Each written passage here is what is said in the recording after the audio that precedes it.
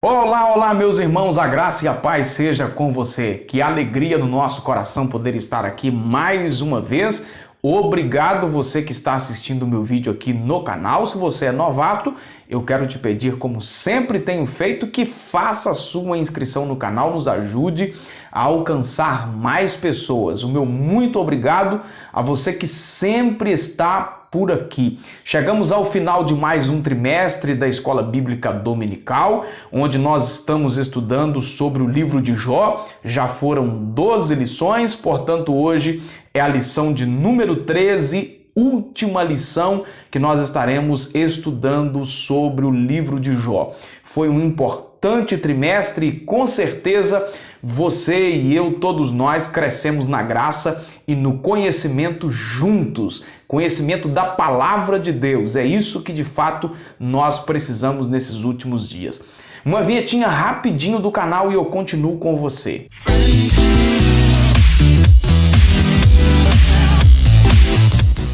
Lição de número 13, quando Deus restaura o justo, é o tema da lição de número 13, última lição deste trimestre, texto áureo da lição, Jó capítulo 42 e o versículo 10. Vamos lá conferir o que a palavra de Deus está nos dizendo. E o Senhor virou o cativeiro de Jó quando orava pelos seus amigos, e o Senhor acrescentou a Jó outro tanto em dobro a tudo quanto dantes possuía. O resumo desta lição está na verdade prática que foi colocado. A restauração do ser humano acontece em razão do amor e da misericórdia de Deus, e não como consequência do esforço pessoal, piedade ou atos de bondade. É o que nós estaremos aprendendo nesta lição, em que há uma recomendação para você ler do primeiro até o versículo 17 do capítulo 42 do livro de Jó,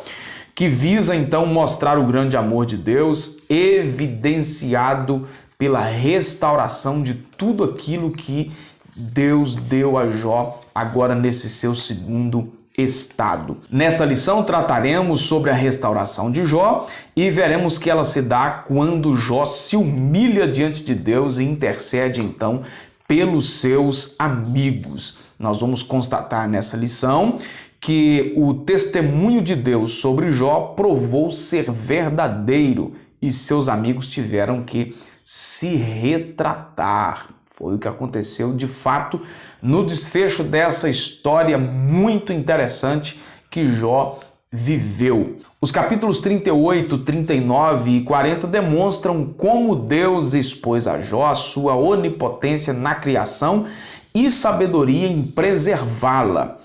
Ele mostrou que o patriarca era incapaz de não apenas criar, como também de manter, dar dinâmica na criação.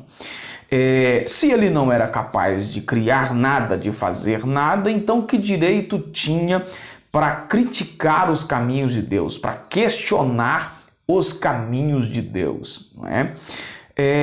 Diante da assombrosa visão da criação de Deus, Jó agora exclama, capítulo 42 e versículo 2, bem eu sei que tudo podes. Esse versículo demonstra sua atitude de reverência e submissão total a Deus. Ele percebe que tudo o que aconteceu em sua vida tinha um desígnio divino, tinha um propósito divino. E, portanto, foi uma tolice discutir ou mesmo questionar a sabedoria divina. Eu disse aqui em lições anteriores que é muito comum a gente questionar determinadas situações que a gente vive, dos porquês, dos praquês, né? Com que razão, com que finalidade, onde que isso vai chegar. Isso é normal e particularmente eu vejo que isso está dentro de nós e não há problema nisso, não há pecado nisso. Perceba que Deus simplesmente ele corrigiu o pensamento de Jó, mas Deus em momento nenhum apontou como se Jó tivesse cometido algum tipo de pecado, né, ao fazer esses questionamentos. Deus mostrou para ele que ele não tinha razão, mas não falou que aquilo que Jó fez tivesse algum tom de pecado.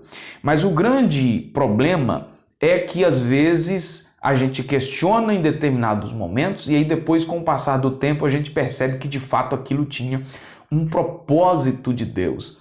Então a recomendação ideal para nós é que nos momentos da nossa adversidade nós não reclamemos.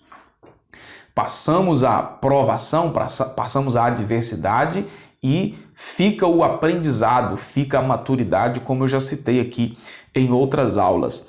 A postura de Jó diante de Deus muda drasticamente. Ele ainda continua a se dirigir a ele, mas não da mesma forma que fazia. Agora a sua atitude era humilde, com um reflexo de uma experiência que havia tido agora de Deus, conforme descrita nas palavras do versículo 3 do capítulo 42. Com o ouvir dos meus ouvidos o ouvi, mas agora te veem os meus olhos, não é? Então, o que fica aqui para nós era que ele havia ouvido, agora ele havia visto, e é muito diferente, não é verdade?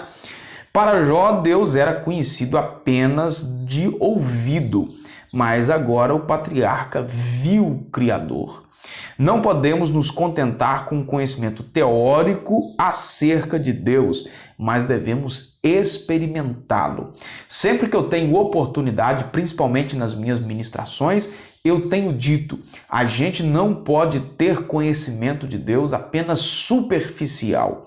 O conhecimento, por exemplo, de Jesus, o conhecimento histórico, as pessoas, até quem não crê em Jesus como Filho de Deus, tem esse conhecimento.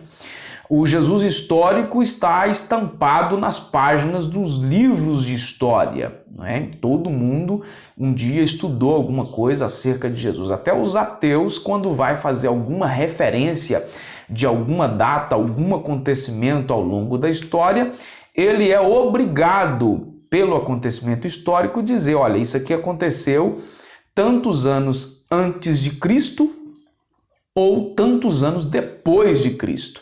Então, ou seja, o Jesus histórico está aí, mas nós, os cristãos, precisamos conhecer Jesus além daquilo que a história diz. Nós precisamos experimentá-lo de fato, ter experiências profundas com ele, viver uma vida cristã plena de conhecimento e de comunhão com o nosso Criador. Não dá para ficar apenas no raso. O que você precisa guardar desse tópico primeiro da lição é que a humilhação de Jó resultou em humildade, reverência, submissão e experiência com Deus. Para o tópico 2 da lição, a intercessão de Jó, após ter se dirigido a Jó, o Senhor volta-se agora para o seu amigo Elifaz, para o amigo de Jó. Olha o versículo 7 do capítulo 42.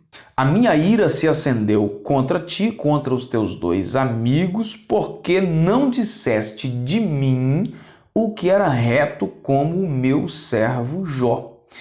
Estas palavras dizem muito sobre o conteúdo teológico, né, de aprendizado do livro de Jó. Demonstra que as exposições feitas pelos amigos não eram todas verdadeiras, pois partiam de premissas ou de princípios ou de pensamentos ou tradições falsas, limitadas. O pecado dos amigos de Jó foi evidenciado quando eles exaltaram a justiça de Deus e limitaram o seu poder soberano. Para eles, todo sofrimento deveria ter como consequência um juízo divino. Era uma resposta, então, a um pecado praticado. Esse pensamento, como já disse em outras lições, ainda é muito comum nos dias de hoje. Quando alguém está enfrentando alguma dificuldade, é comum essa pessoa ouvir outra pessoa dizer, olha, Deus está pesando a mão em você, não é? O livro de Jó demonstra que quando dentro do propósito de Deus, isso aqui é importante, quando dentro do propósito de Deus, o sofrimento é uma manifestação do seu amor, graça e não uma forma de punição. Então, vou repetir isso aqui. Quando dentro do propósito de Deus, o sofrimento é o resultado da manifestação da graça, do amor e não uma forma de punição. Deus dirigiu aos amigos de Jó e os aconselhou então a irem até o patriarca para que esse intercedesse por eles, versículos 7 e 8. Esse episódio mostra que o pensamento errado deles, evidentemente, conduz para uma crença igualmente equivocada. Os amigos de Jó defenderam Deus de forma enérgica, sincera, mas errada. Isso aqui é fundamental. Eles defenderam Deus de forma enérgica, sincera e errada. O sofrimento do patriarca veio não como uma punição, mas como uma provação. A fidelidade de Jó foi provada por Deus. Esse ponto aqui seja talvez o ponto mais alto da lição, o ponto mais importante. Os amigos de Jó defenderam Deus de forma enérgica e sincera, mas de forma errada. Tem muita gente fazendo isso ainda hoje. Defende Deus, são sinceros, são honestos, são enérgicos, não é? E caminhando aqui para o lado da religiosidade. Isso me faz lembrar do apóstolo Paulo, por exemplo. Ele fazia todas aquelas atrocidades contra a igreja primitiva, no pensamento dele ele estava defendendo a Deus. Até que ele se encontrou com Jesus, né, no caminho de Damasco, aquela visão toda que ele teve, que ele ficou cego, caiu do cavalo, né, todo mundo já conhece. E aí Jesus perguntou para ele, por que é que você está me perseguindo? Não é? Então, ou seja, ele estava defendendo de forma sincera, de forma enérgica, incisiva, mas de maneira errada. A gente precisa aprender a maneira certa de defender os princípios da palavra de Deus. E a própria palavra de Deus é quem vai nos orientar a fazer isso, porque senão a gente vai entrar simplesmente para o caminho da religiosidade, que aí é a maneira errada de colocar a fé em prática. O que você precisa guardar desse tópico 2 da lição é que Deus fez com que Jó intercedesse pelos seus amigos. Já para o tópico 3 da lição e para fechar aqui, a restauração de Jó acontece primeiramente nas dimensões moral e espiritual. Convém destacar que as bênçãos recebidas por ele devem ser vistas como uma restauração e não uma retribuição. Isso aqui é importante. Não há uma teologia da retribuição no livro de Jó, onde o ímpio é sempre punido e o justo sempre recompensado. Esse pensamento ainda é muito difundido, principalmente aqui no Brasil. Como eu disse anteriormente, alguém está enfrentando uma adversidade, sempre aparece alguém para dizer que é Deus que está punindo. Alguém está usufruindo de uma bênção, de um tempo de prosperidade, aí esse aqui é muito fiel, porque Deus tem abençoado a vida dele. E não é verdade, não existe a teologia da retribuição, não é?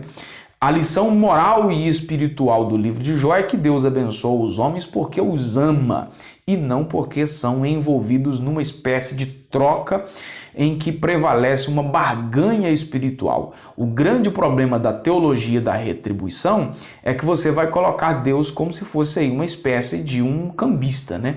Uma espécie aí de alguém que age por interesse. Quando alguém está fazendo aquilo que lhe agrada, ele é abençoado e tal. É lógico que o resultado final de tudo isso, como Deus disse para Israel, é o seguinte: olha, se você entrar pelo caminho da obediência, você vai ser abençoado. Se você entrar pelo caminho da desobediência, você também vai ter que sofrer as consequências. Não é? Aí aqui não tem nada a ver com a questão da retribuição. Aqui tem a ver com a questão da lei da semeadura. Aquilo que você planta é aquilo que você vai colher. É diferente dessa questão de uma barganha espiritual. A restauração de Jó também aconteceu nas dimensões social e material. As calamidades que sobrevieram sobre a vida de Jó de uma maneira visível a todas as pessoas, especialmente as feridas físicas, os problemas emocionais, a questão aí do isolamento do convívio social, ele suportou tudo isso sozinho, as pessoas viraram as costas para ele. Ele mesmo, em um determinado momento, ele reclamou que as pessoas iam até ele procurar conselhos, procurar ajuda e que agora ele estava sozinho, as pessoas não mais se interessavam por ele. Aconteceu agora que, de repente, quando o favor de Deus veio sobre a vida dele, ele foi restaurado, né? E isso aconteceu também aos olhos de todas as pessoas que estavam à sua volta, né? As pessoas começaram a perceber que de fato Jó não havia pecado e que aquilo era uma fase de uma provação, e as pessoas então vieram novamente até ele, né? Do mesmo jeito que ele foi provado à vista de todos, ele também foi restaurado à vista de todos. Em relação a nós, a restauração que o Senhor Jesus faz na vida do ser humano leva em conta todas as dimensões da vida.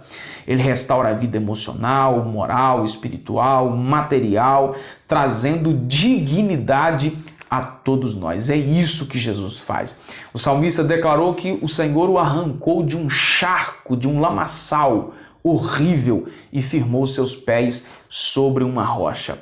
Eu não conheço sozinho, eu sei que você também que me assiste conhece pessoas que viveram assim aprofundados mesmo no lamaçal, pessoas que tinham a vida assim muito terrível e foram grandemente restauradas por Deus.